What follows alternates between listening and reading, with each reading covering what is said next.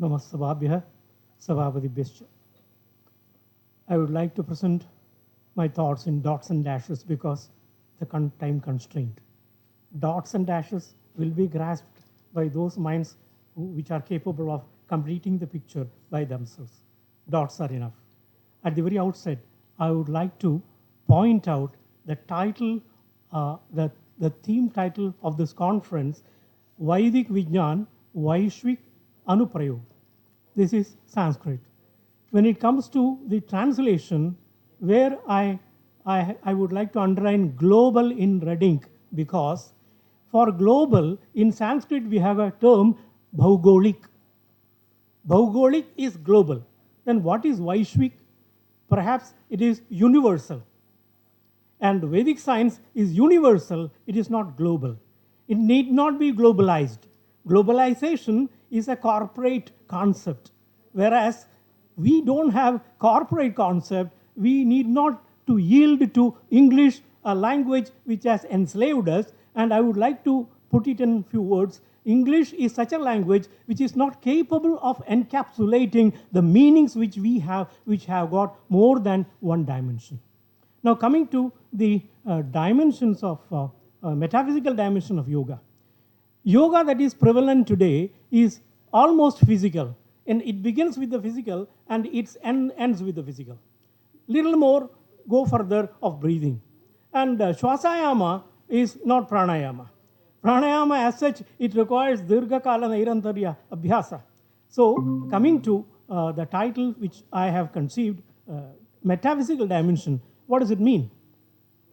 Yoga is a matter of not conceptualization, it is a matter of sadhana.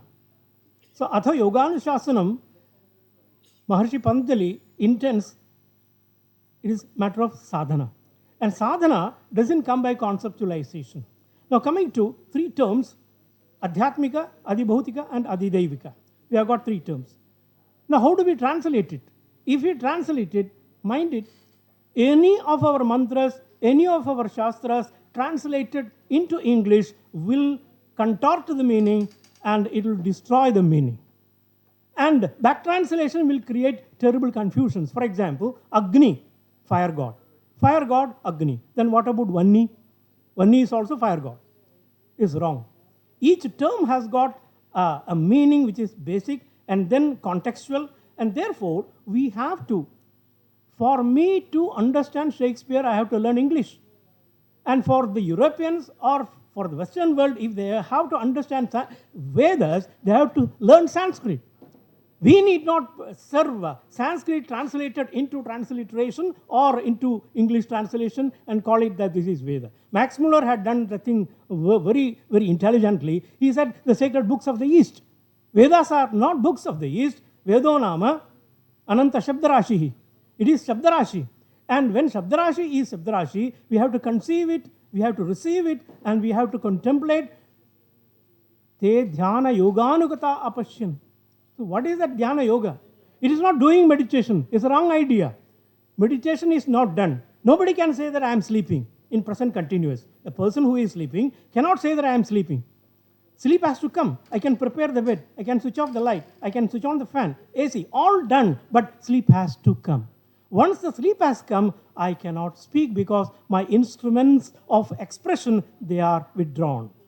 So therefore, coming to the meaning of part of it, meaning is not another set of words in our Shastras. We have got Vakya and we have got Vakyartha. Vakya is also Pada, Vakyartha also is Pada. But then, coming to Vachaspati Mishra, who says, Avakyartha Pratipatti. Buddhyaruda Jnanam is Vakyam. But then, what about Anubhavaruda Jnanam? It is not Vakyam, it is Anubhuti. So, Anubhuti, experience is the final evidence of knowledge. And therefore, what is Adhyatma, what is Adibhuta, and what is Adideva, we cannot translate it, but I have given a very approximate translation. Adhyatmam is the infinite spiritual interior. It is the infinite spiritual interior. And what about Adibhuta? It is the physical world, right from the physical perceptual world up to the Prakriti, Mula Prakriti. Up to Mula Prakriti, it is the physical world. So, Adibhautikam. And what is Adidevikam? Usual translations are natural forces. Natural forces do not fall within Adideva because we have already put Adibhuta as natural forces, all that. So Adideva is the limitless cosmic expanse. The limitless cosmic expanse is Adideva, and the infinite spiritual interior is Adhyatma. Coming to Yajna, there is Bhutagni. And we have in the Adhyatma, just now, the reference was Vaishwanara Agni. And the Agni which is in the sadhaka, in the performer, in the hota, that Agni has to be connected through the Adibhutika Agni to the Adidevika Agni, which is to the Chidagni. So the connectivity between the individual and the field and the total, the samashti, Veshti and Bhumi and Bhumika field and the samashti, this has to be conceived. And this conception comes only by sadhana, and Vyakti can never understand the samashti because Vyakti is a local entity with a local history. I am so and so, I have got this biodata, this is my qualification. All these are to be removed. Only then the Vyakti will become Vyashti. Vyashti is the unit of the samashti. Like the wave, which can understand the ocean, which is a part of the ocean, if the wave is not a Vyakti but a Vyashti. So each one of us should first of all come to the platform of being a Vyashti, a living conscious being, and then when we can observe through dhyana, it is possible to grasp the samashti. So this is very basic. Now, next thing which I would like to put another dot is that being an international conference of this dimension, we should have a conference resolution. A resolution which will tell the scholars, which will tell the researchers, which will suggest the government to undertake certain things, certain decisions which are formed during the sessions, certain suggestions, certain plans, certain proactive system that has to be implemented. This is part of the conference, which I feel I would like to suggest to the organizers that today and tomorrow we can sit and contemplate together what should be the conference resolution which we can put before the government. Not that the government will do everything, but it can provide certain facilities, it can provide a platform. I would say, before concluding, I would say we should know what is the research tool of the Vedic Rishis. We have not thought about it. I have not heard about this in any platform. I have been doing it, presenting this idea to some of the platforms which I got the chance for. The research tools of the Vedic Rishis, they are not external. They are the tools provided by Ishvara. And these tools are available with every one of us.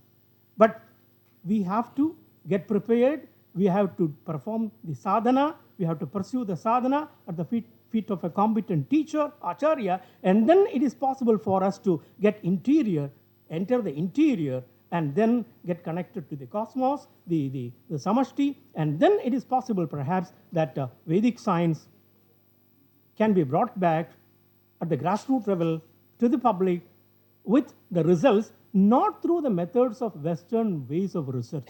We don't require modern scientific research to prove the results which our rishis have got from time immemorial, and it is anubhavatmaka. And if we try to implement modern scientific methods, how far we can go? There is a limit. And beyond that, itah param nasti kinche. Therefore, I appreciate all the research that is going on in terms of scanning, in terms of all those lab activities, but then do we have the Vedic science research lab, which requires a different ambience altogether, about which I have done a lot of work, and I do have the material, and I will take chance to communicate with the organizers at leisure, not now.